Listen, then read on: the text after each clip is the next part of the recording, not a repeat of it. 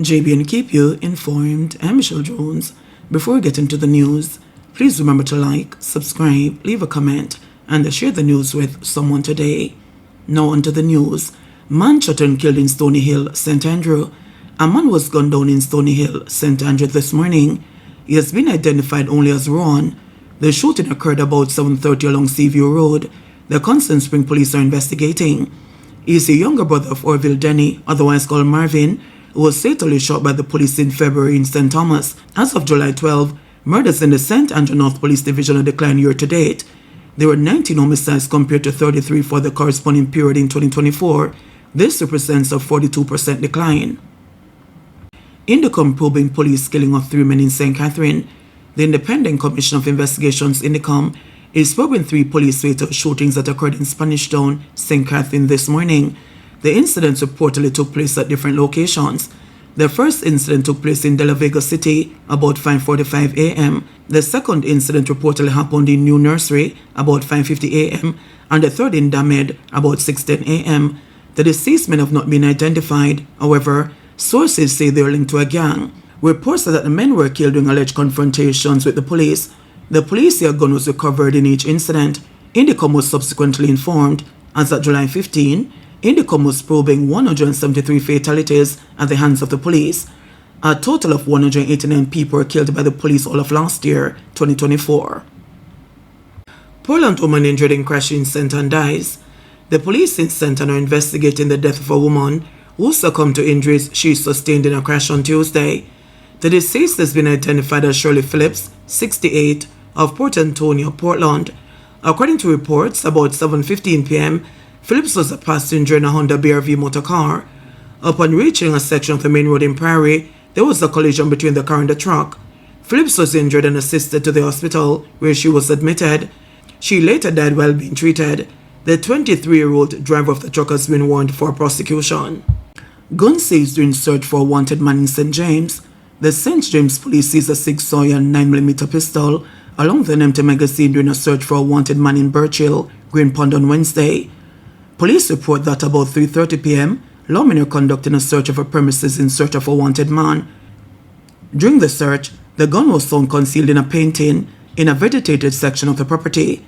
No arrest was made in relation to the find.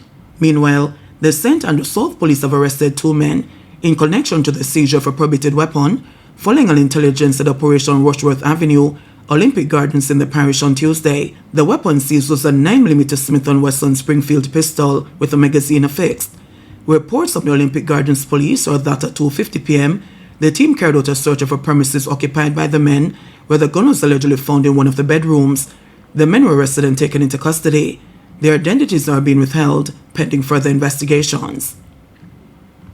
Maintenance man charged with murder in Montego Bay. A 40-year-old maintenance worker has been charged with murder after allegedly stabbing a man and fleeing the scene. Carlton Greaves of Daniel Town, Trelawney, was charged following a May 2 incident in Montego Bay, which resulted in the death of 41-year-old Damian Campbell, a welder of Maroon Town, St. James.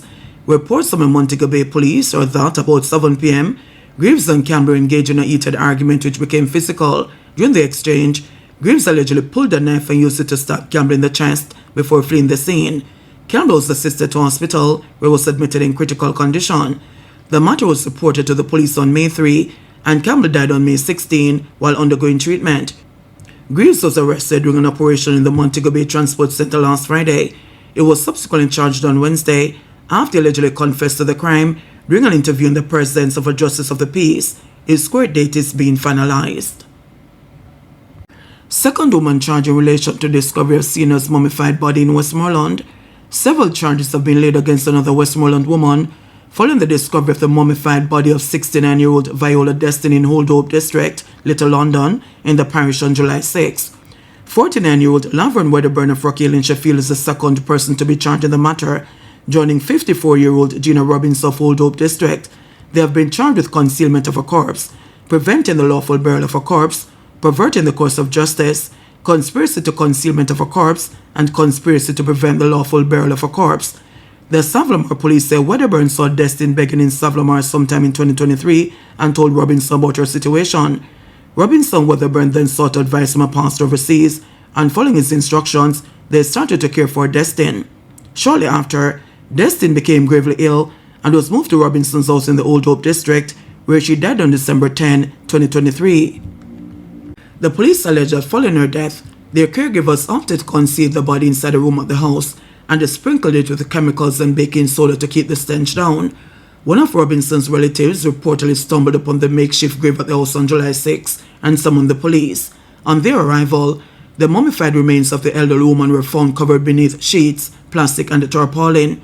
Following the discovery, the scene was processed and the remains were transported to the morgue pending a post-mortem. Robinson was taken into custody the very same day the body was found and Wedderburn arrested 3 days later. They were charged on Tuesday after they gave caution statements. The police say they also confessed to the roles they played in the question and answer sessions in the presence of 2 justices of the peace. A court date is being finalized for them. Meanwhile, the police are seeking a clergyman they say is a person of interest in their investigation. The police says Delroy Jones, a Jamaican national currently believed to be residing in Colorado in the United States of America. In caution statements, the woman told investigators they were instructed by the overseas-based pastor to care for Destin.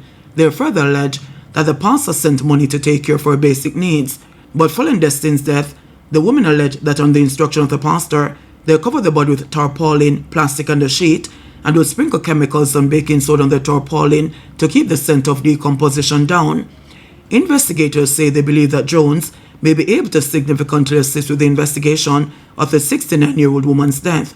They are urging him to make urgent contact with investigators by calling 876-955-2758, police emergency at 119, the NIB line at 811, crime support 311, or by reporting to the nearest police station. Additionally, members of the public who may know Jones's current whereabouts are also being encouraged to contact the police confidentially. Mother of Constable Maitland's child refused his statement in influencer's murder case.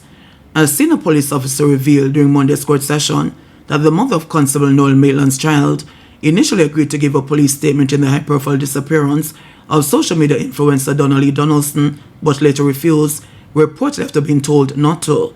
The officer, a superintendent and former crime officer for the St. Andrews Central Police Division in 2022, testified in the Home Circuit Court that the woman said, "Uncle Cable told me not to." This statement came during cross-examination by the defense attorney, King's Counsel Larry Smith, but the prosecution objected and the line of questioning was dropped.